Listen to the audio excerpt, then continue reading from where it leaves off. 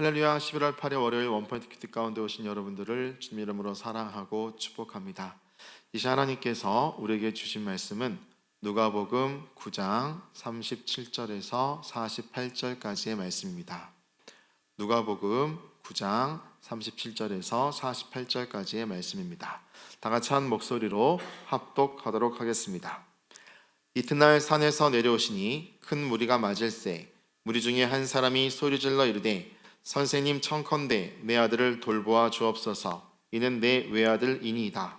귀신이 그를 잡아 갑자기 부르짖게 하고 경련을 일으켜 거품을 흘리게 하며 몹시 상하게 하고야 겨우 떠나가나이다.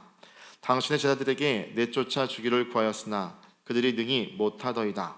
예수께서 대답하여 이르시되 믿음이 없고 패역한 세대여, 내가 얼마나 너희와 함께 있으며 너희에게 참으리요.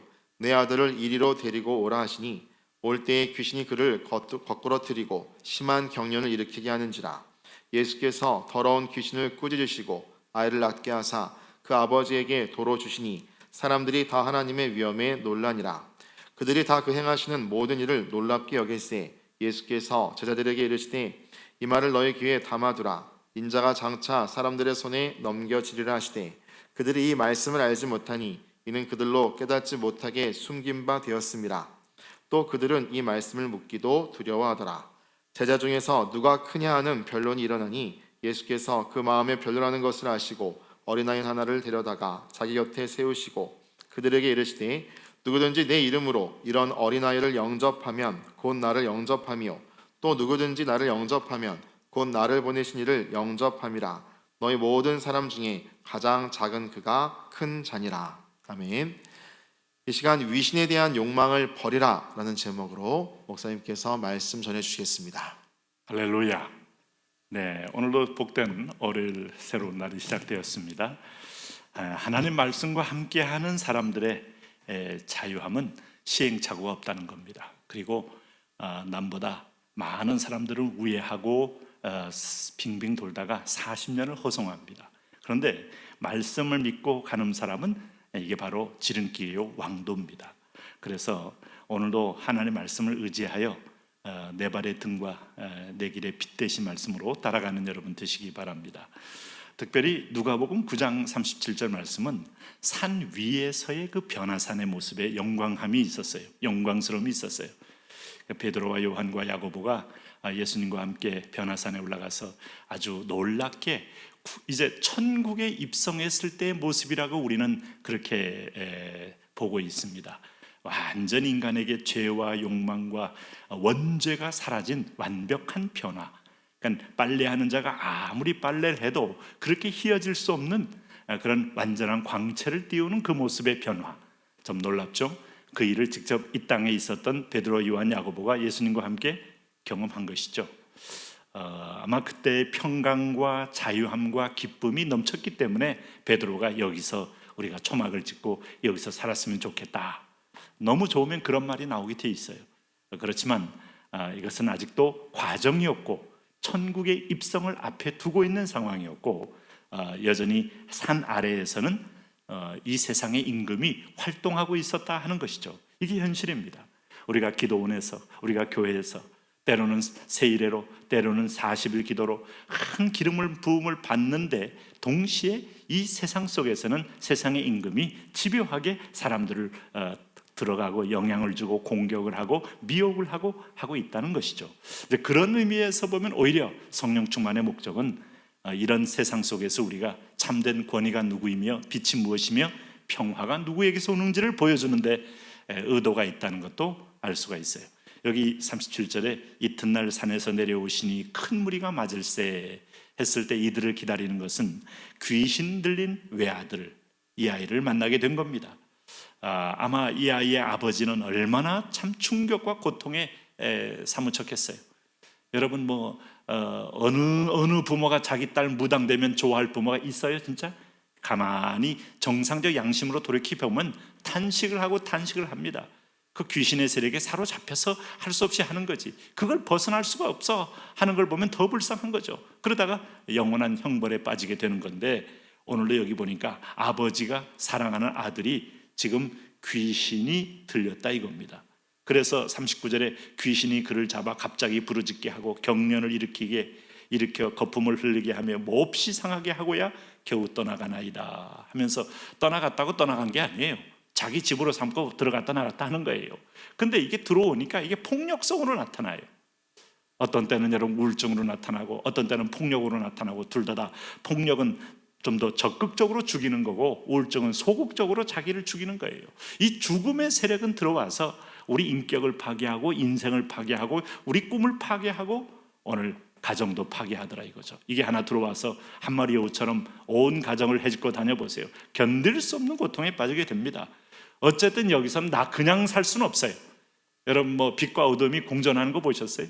오늘 그리스도와 벨리알이 함께 할 수 없다고 분명히 얘기했잖아요. 그래서 승패를 봐야 됩니다. 귀신에게 지배를 받느냐 귀신을 우리가 지배하느냐 싸움이 있는 거예요. 그런데 여기 이제 40절에 예수님 제자들에게 내쫓아주기를 구했지만 그들이 능히 못하더이다 하는 거예요. 그럼 예수님만 할 수 있는 거냐? 성경은 그렇지 않아요. 벌써 예수님께서 12제자를 파송할 때 귀신을 제어하는 권세를 주시고, 그 다음에 70인 전도대를 파송할 때 귀신을 제어하는 권세를 동일하게 주시고, 오늘 우리에게도 예수 그리스도의 이름으로 마귀를 대적하라 그리하면 너희를 피하리라 하는 권세를 분명히 주신 거예요. 근데 왜 이걸 못했느냐? 오늘 41절에 예수님이 대답해 줍니다. 믿음이 없고 패역한 세대. 그 세대 전체가 예수님에 대해서 엔티크라이스트, 거대한 반기독교적, 반그리스도적인 어떤 세력을 형성해서 메시아임을 인정하지 않아요. 십자가를 인정하지 않아요. 자기 부인, 자기 포기, 십자가는 자기 부인, 자기 포기인데 벌써 제가 이 말을 하는 순간에 언뜻 거리낌을 느끼는 분이 있어요. 아우, 교회는 그 소리 좀 안 했으면 좋겠다. 이게 바로 여러분 강력하게 내 안에 있는 세상의 세력입니다. 그래서 그저 아이들처럼 사탕발림이나 해서 당신 잘하고 있습니다, 당신 참 귀합니다, 당신 참 최선을 다하고 있습니다, 세상에서도 상처받는데 교회에서 이런 말로 받으면 되겠습니까? 아니, 내 안에 거짓된 자아는 그거는 깨져야 합니다. 깨져야 하나님이 창조한 새로운 자아가 나를 진짜 살리는 거예요. 이게 바로 뭔가 자기의입니다. 자기 속에 있는, 그러니까 이 패역한 세대들은 자기 기준에서 자기 의는요, 자기 이익만이 하나님이에요. 자기의 어떤 편리주의만이 하나님이에요. 자기가 불편하면 견딜 수 없어요. 자기 중심적으로. 그래서 소통 불가요. 이런 사람을 우리는 사회적으로 이른바 사이코패스라고 하는데, 가만히 보면 그 증세가 있는 사람들이 여러분 오늘 이 시대에 마지막에 디모데후서에서 사람들이 자기를 사랑하고 오늘 무정하며 부모를 거역하며 철저하게 이기적인 울타리 안에 갇힌다 이겁니다. 이걸 볼 때 은혜 아니면 나를 벗어날 수가 없어요. 그러니 이 패역한 세대 가운데서 내게 조금 손해가 있을까 봐 믿음의 길, 어떤 면에서 좁은 길, 십자가의 길 다 믿을 수 없죠. 그 믿음이 없는 배경이 있는 거예요. 그래서 예수님은 한마디로 믿음이 없고 패역한 세대예요. 믿음이 있어야 됩니다. 말씀을 받아들이되 내 안에 깊은 자기의의 자리까지 받아들여서 하나님의 의로 내 의를 바꿔야 권능이 나가죠. 오늘 여기서 보니까 예수님은 42절에 보세요. 올 때에 귀신이 그를 거꾸러뜨리고 심한 경련을 일으키게 하는지라 예수께서 더러운 귀신을 꾸짖으시고 아이를 낫게 하사 그 아버지에게 돌아주셨다. 오늘도 이 예수님이 우리와 함께 있다는 것이 얼마나 다행한 일인지 모릅니다. 오늘 여러분 위대한 축사자가, 오늘 위대한 어떤 하나님의 종으로 일컫는 사람이 귀신을 쫓아내는 게 아닙니다. 오늘 우리 안에 계신 예수 그리스도가 쫓아내는 거예요. 우리가 믿음으로 그를 온전히 받아들이고 믿음으로 대언할 때 오늘 내 이름으로 구하는 그곳에 오늘 주님의 이름의 역사가 있는 것인데, 오늘 주님은 직접 우리에게 보여주고 있어요. 오늘도 여러분 세상 만만치 않습니다. 우리가 살고 있는 곳 배후에는 귀신 들림이 있고 귀신의 영향력을 다 받고 있어요. 믿는 자라도 이 영향력에 빠지게 되면 죄에 속하게 되고 죄에 빠지게 되고 죄의 깊은 웅덩이에서 헤어나올 수 없게 되면 육에 살다가 비참하게 죽는 겁니다. 그래서 영적 싸움은 피할 수가 없어요. 그렇다면 우리가 기도를 80% 하고 일어나지 말고 100%에서 뚫고 하나님의 말씀이 내게 임할 때까지 하는 게 얼마나 대박을 치는지를 아는 분들은 이게 바로 지혜입니다. 그래서 기도는 중언부언한 게 아닙니다. 기도는 적당히 하다가 시간 됐으니까 이제 오늘 하루 채웠다가 아닙니다. 네? 여기 보세요. 이게 치열한 영적 싸움입니다. 그래서 43절에 사람들이 다 하나님의 위엄에 논란이다. 오늘 우리가 하나님의 아들입니다. 신적인 위엄이 있어요. 그리스도의 이름으로 우리가 이걸 선포할 때 신적 위엄이 나타납니다. 오늘 그런 면에서 보면 주님께서 말씀했어요. 이 귀신을 쫓아내는 걸 보시고 나는 능력으로 왔지만 내 능력의 절정은 오늘 너희의 죄를 용서를 받게 하는 게 내 능력의 절정이다. 그것은 귀신 상대하는 게 아니다. 귀신은 이것을 끝까지 방해할 거지만 인자는 권세를 내려놓고 어떤 면에서 보면 지위를 내려놓고 기회를 내려놓고 편의주의를 내려놓고 자기의 모든 걸 내려놓고 오늘 인자가 장차 사람들의 손에 넘겨지리라 해서 세상에 자기 의에 의해서 죽임당하고 율법에 의해서 죽임당하고 세상에 죄악으로 손가락질하는 사람들에 의해서 죽임당함으로 그 죄를 대신 지시는 놀라운 하나님의 사랑의 구원 역사를 이루시는 분이.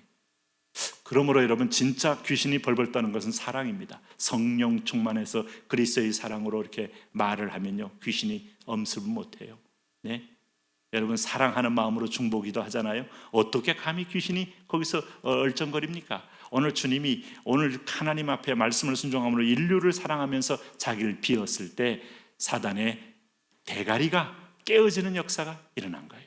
오늘도 그 원리로 오늘 큰 승리를 얻는 여러분 되시기를 바랍니다. 하나님 아버지 말씀하여 주옵소서. 성령을 부어 주옵소서. 사랑의 능력을 부어 주옵소서. 자유함의 능력을 부어 주옵소서. 오늘 남과 공감하며 오늘 주님이 가신 길을 가는 믿음의 결단도 주옵소서. 예수님 이름으로 기도합니다. 아멘.